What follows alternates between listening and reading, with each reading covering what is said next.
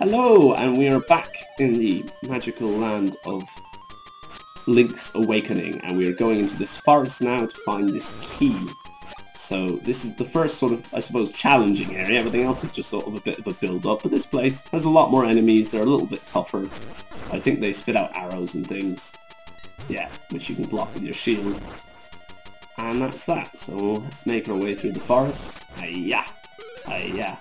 So yeah, I did realise I didn't do very much in the last 20 minutes, so I'll try and, in the last 20-minute episode, so I'll try and speed things up a bit, so you guys don't get too bored. I just kind of wanted to show you the outlay of the game and sort of the basic gist. So, we'll go through here, sure, we'll have a look. Ooh. Keys are a nightmare, particularly for speedrunners, because they kind of move a bit randomly, and they knock you into little holes just like that. And they're just an absolute nightmare.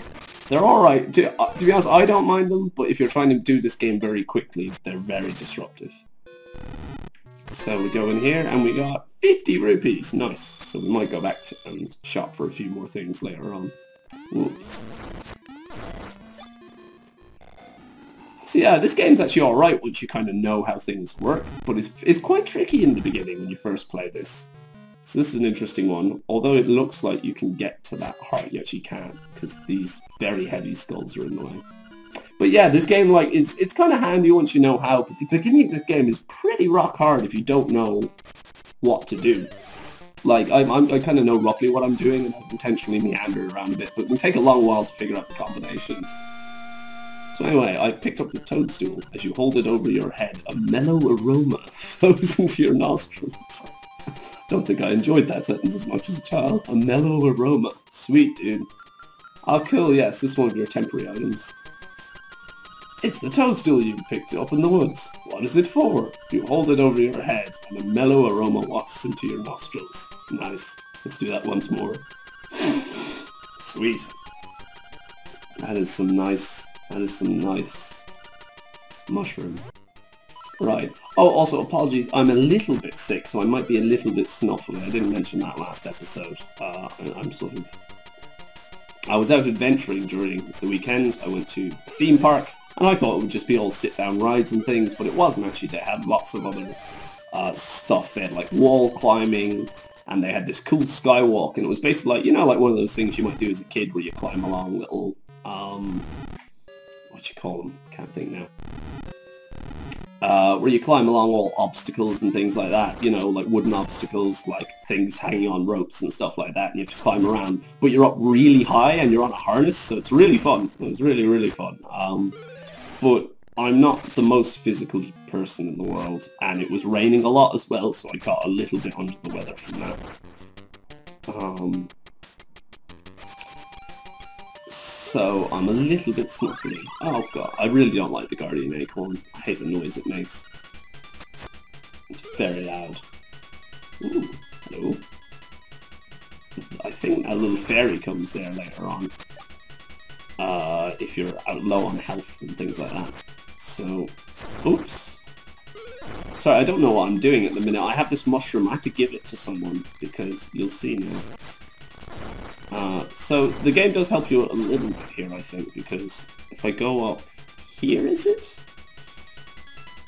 Yeah, so this is interesting. I can't remember how you do it. Let me have a look now. I'll show you. Whoops, this looks pretty heavy. You won't be able to lift it with your bare hands. Yes. Up here, see that chest? We want to get to that chest, and there is a way. And that screen with the mushroom, if we go back over there, I won't go all the way back, but basically the screen with the mushroom was to the left of here, and you may have noticed there was a moblin there, and there was, sorry, that's the bad dude who shoots the arrows. It was just north of the mushroom. There's a moblin, and there's also a gap, and you're not meant to be able to get over that gap, because you're meant to have a special item to jump over it, so you're not meant to be able to so you're meant to get the mushroom and do what I'm going to do now, but if you use the moblin and the gap, you can kind of push yourself into it. I can't remember exactly how it works, but basically you sort of position yourself by the hole and let the moblin hit you, and you sort of knock yourself backwards and you can kind of sneak over the gap. So that's just a little trick you can do. Crazy Tracy! I forgot about Crazy Tracy. She's very handy later on if you get a bit stuck. Oops, I have to be careful with him. You can't hit him with a sword or you'll go. I'll do it anyway, why not? Zap! That happens. So anyway, we're just taking a walk now, having a look around, and this is where we want to get to. So we go here, and you meet the witch. Double, double, toil and trouble. A toadstool mix makes powder for tricks. So you get to do this. So, oh yeah, I have to hand it to her, don't I? There we go. Ah, it has the sleepy toadstool, it does. We'll mix it up something in a jiffy, we will. It's all ready it is. Take care, as there's not much there. Why not try a bit in my hutch? So you get some magic powder. Try sprinkling it on a variety of things, which is great fun. Good job. Use it on your enemies and see what happens. If you run out, go to the forest, pick some mushrooms, and I will make you more. So that's nice of her. So that's one of the first items we need. And we didn't actually come across the reason why we need this yet. I thought we would. Oh yeah, so you can turn him into a different type of dude. I can't remember what that does. He has different properties, but you still can't hit him with the sword. So we'll leave him alone for now, and we can't get that heart. Oh yeah, and this game is kind of like instanced into areas, basically when the music changes. So even though we killed all these guys because the music changed, because we went to a different area and then went back, we have to kill the enemies again, which is fine. It gives us hearts and things. So yeah, so sorry, I missed, actually. I don't remember where it was. Let me see if I can find it now. Ah, it must be up here. Wow. Here we go, so this is where we're meant to go. Ah yes, so there's this little raccoon. He says, as a raccoon, my nose is very sensitive to stuff like dust and powder. So that's your hint. But in case you didn't have the dust yet, you would go through here. He said, hee hee, ho ho, you're going to be lost thanks to me, hee hee. So you go through here, and you end up here, which is a little annoying. And then if you go through here, notice we're down here by the fairy pond, so he's mixed us up all together, which is a bit of a pain. Where are we actually? I'm all lost now. Oh yeah, no, we're back here. Cool, so we're going to go up to him this time, but we're not going to let him make us get lost this time. We're going to pour some powder on his face. So as you can see, the game does guide you a little bit. I mean, it doesn't, like, the witch asks for the toadstool, and you find the toadstool. So it's all kind of linear up to this point. You'll find later on it sometimes gets a little bit trickier. Oh my god, it was Taran all along, you little bastard.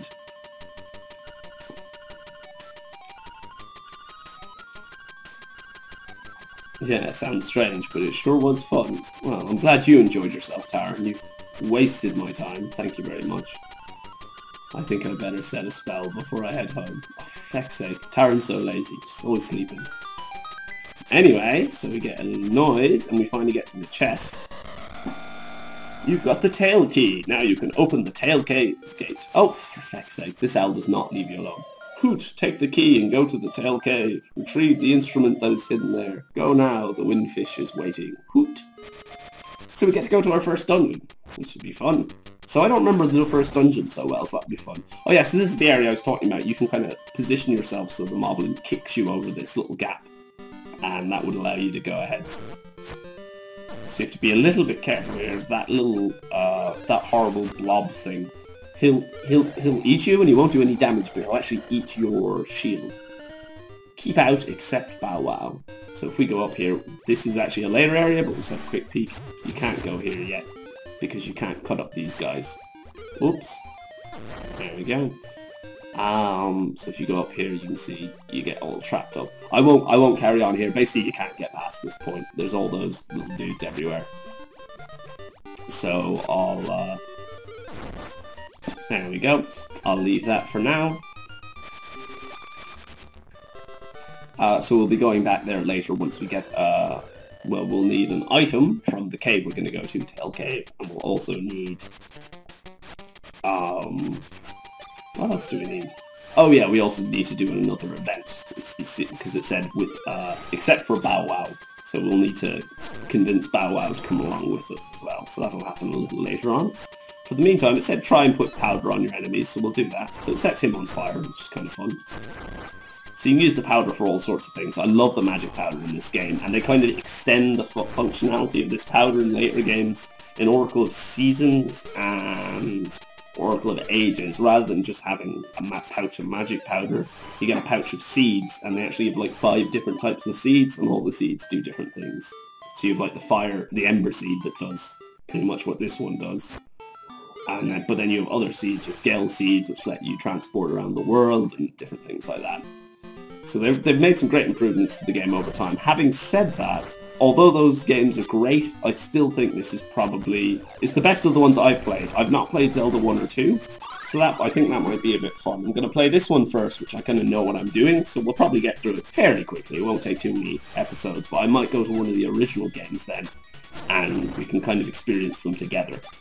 And see how disastrously bad I am then. Am I going to end up by the beach?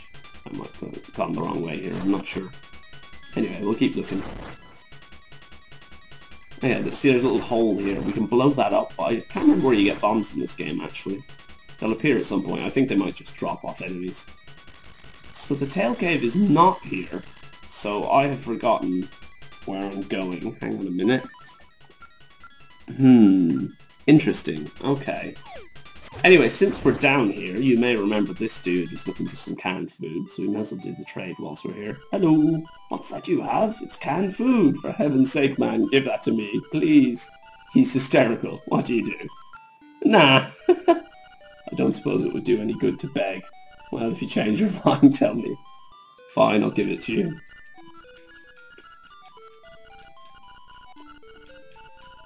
Yeah, we'll trade it, fine. Nom nom nom food. So the trading game's interesting. It's in some Zelda games it's optional. In this game it isn't optional. But for example, you may have noticed there's no reason I had to do any of these trades yet. They haven't like done anything for me or given me anything. But I can't remember the first point in this game, but there's sort of a number of kind of marker points in this game where you need a particular item. And then you have to get up to that point in the trading game. Or you won't be able to actually advance. Oops. Sorry, there we go. You won't be able to advance. So it's quite a good system because it means you don't get too far behind on them. And it also means it encourages sort of exploration in the world. They don't have to make big complicated quests which would take lots of time and energy and memory and so on. Or make a world that's too big and confusing to navigate. But it means you're still encouraged to sort of travel through the world. So I think that's a really good feature of this game, and it's one that not all the Zelda games get quite right. Either the games feel too linear, or sometimes they feel almost too vast and you kind of get lost in them. And to be honest, it's why I think this kind of sort of how do you say, sort of slightly delimited open world is better in many ways, particularly for this type of game, than the incessant need people feel these days to always have open world games, you know, that are like completely, you can go anywhere and do anything. Sometimes it can make you feel a bit listless. Anyway, we'll open this for now. So this is our first dungeon.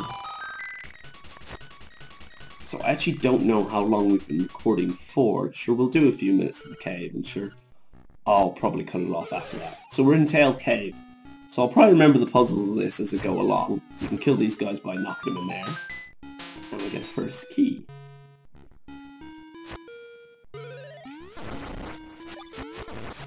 So this dungeon, a lot of it's very simple. It's more just to introduce the mechanics. It introduces the compass, which lets you see where the chests are hidden. A tone will tell you if a key is hidden in a room when you enter. So that's really handy, because sometimes you have to do something that's a little bit obscure in one of the rooms, and it might not be clear that there's even something to do. So the little noise it makes helps. So you heard that there, the doo doo doo doo. So it shows there's something we have to do. In this case, it's just press a button, and we get our chest. Another key. Oh, and there's a trick. I'll see if I can do it later on. There's a trick you can do where if you... what is it? If you like press the start button fast enough, you can prevent that dialogue from appearing. Now, it doesn't really matter for our run, but it saves time if you're doing a speed run. It basically saves just a fraction of a second. At last, you got a map. Press the start button to look at it. I always thought that was a sort of a kind of a curious choice of language to use, that you finally got the map. Oops, wrong one. Where's the map? Oh yeah, there's the map. So there's a little map. So you can see it's a pretty small dungeon. It's pretty simple. Actually, I'm going to pick this up because we don't need it. So yes, it says you at last you got the map, even though it doesn't know when you got the map. So it might not be the best choice in the world. Bang! So we have our super sword now. We can unlock that with a key. I think we're near a boss, I'm not sure. Oh yeah, so I won't complete this yet. So they've made a few changes. This thing wasn't very clear before. This owl statue is trying to say something, but you can't understand it because it has no beak. So that's a nice change. That wasn't the same. In the original game, what this was, it was like a rock, and it was like a rock missing a stone slab that you couldn't read it. But the beak's kind of nicer. It's a bit more sort of appropriate to the dungeon. It looks a little better. The old one looked a little bit hokey, so that's a nice change they made. Obviously in the DX version, I didn't know that until now. A couple of other changes they made as well, actually. I just noticed when we opened this map here. See, it says push select. That wasn't there before either. And it tells you the heart pieces, which is very useful. I think that was on a different menu. I don't know what that 0 of 12 is. And that wear G, the little suit. In this game you can get different suits. You can get different... Oh, I didn't get it. Yeah, you can find different suits and you can put them on. I think that's a late game thing, and I don't know exactly how you do it. I read something about it years and years ago, but like I said, I've never actually done that, because that's exclusive to this version of the game. Joy!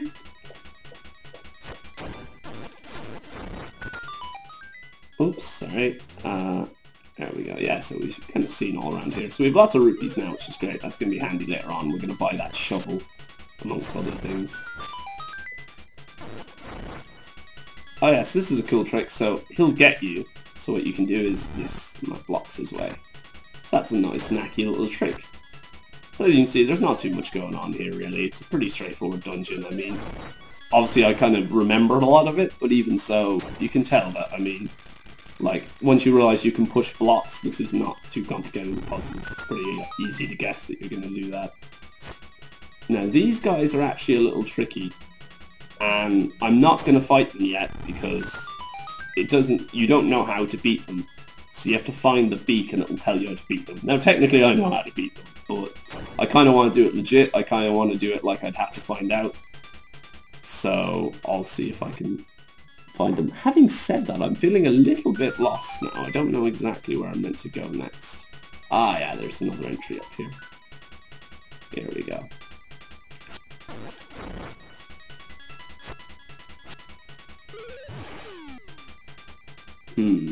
So that hasn't helped either. So,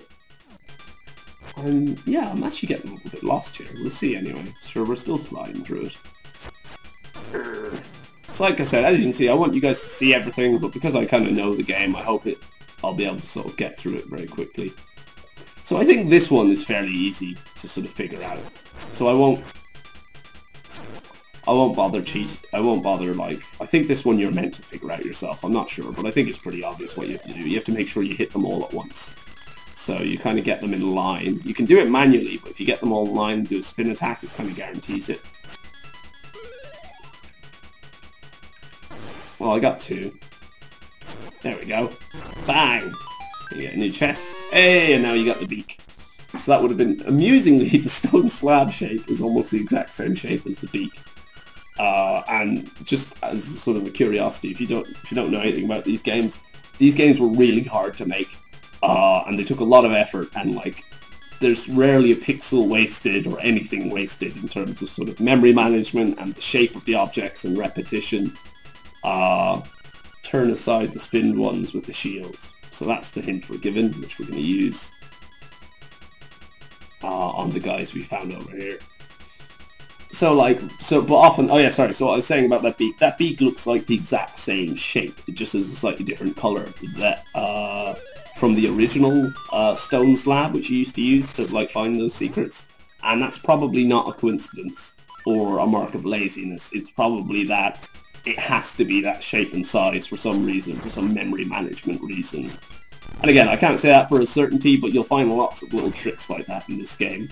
A classic example, which some people thought was laziness, but it wasn't. It was actually genius design, was in the old Super Mario games. The clouds look I think it's in Super Mario World, the clouds look the same as the bushes. They're actually the exact same sprite, just with a different colour, and that's because they could only afford to load so many sprites in one go. So it was sort of a little sort of trick to save on memory. Turn aside the spins ones with a shield.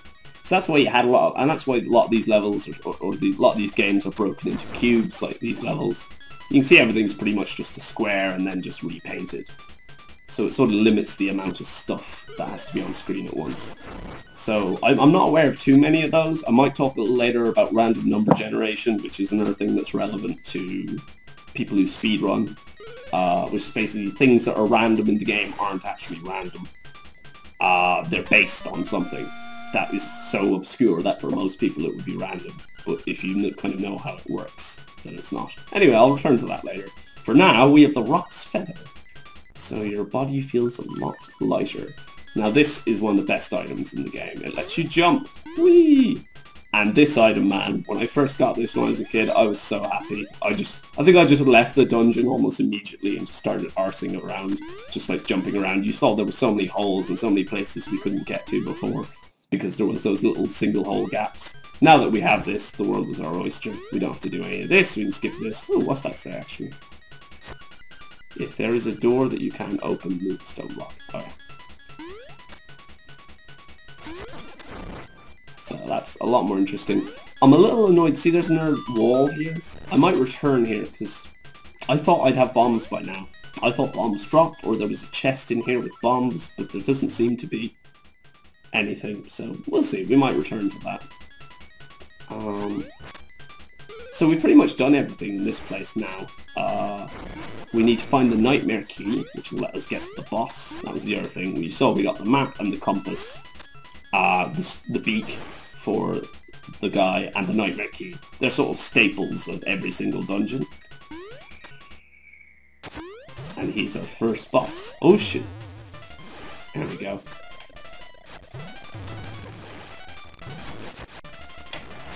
Cool, so he's our first. He's not a boss, he's just like a little mini-boss. So he rolls the thing at you, you jump over it. It's nothing too complicated. But now we have another problem because it's locked. You can open the door with the nightmare key. So that's the last thing we have to do in this dungeon. So I think we'll be able to get it through here, and then we're done. You may notice... Ooh, no, it's not here. Ooh, that's kind of creepy. That is really creepy. I do not remember those skeletons. I don't know if they were in the original game or perhaps they didn't just look as scary. Anyway, sorry, I think we have to go back here. And is it up? Was it up here? No. Oh yeah, it was up there, wasn't it? It was that other door with the little thing that needed the key. And I think we got a second key, so I think we'll be alright to go through here. Yep, so there we go. So we go up here, go here, and I think, yeah, there we go. You've got the Nightmare's key. Now you can open the door to the Nightmare's lair.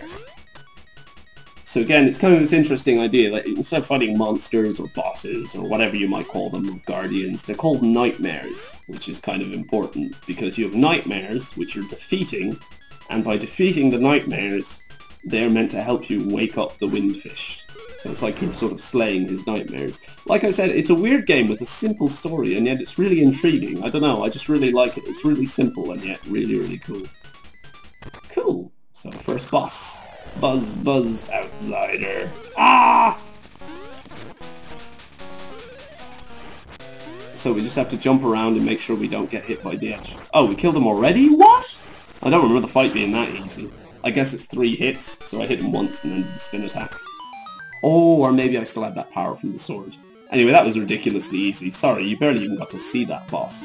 But as you can say, I wasn't even trying to kill him quickly, but you could imagine if you're a speedrunner, you could kill him very quickly. And we get our first thing. And the other interesting piece of the puzzle then is there's the nightmares, which you defeat, and what you get is an instrument. And you've got the full moon cello. And if you have a listen...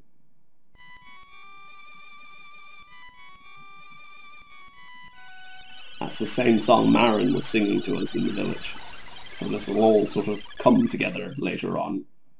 And you'll get to see it. Swamp, a path opens in the blooms.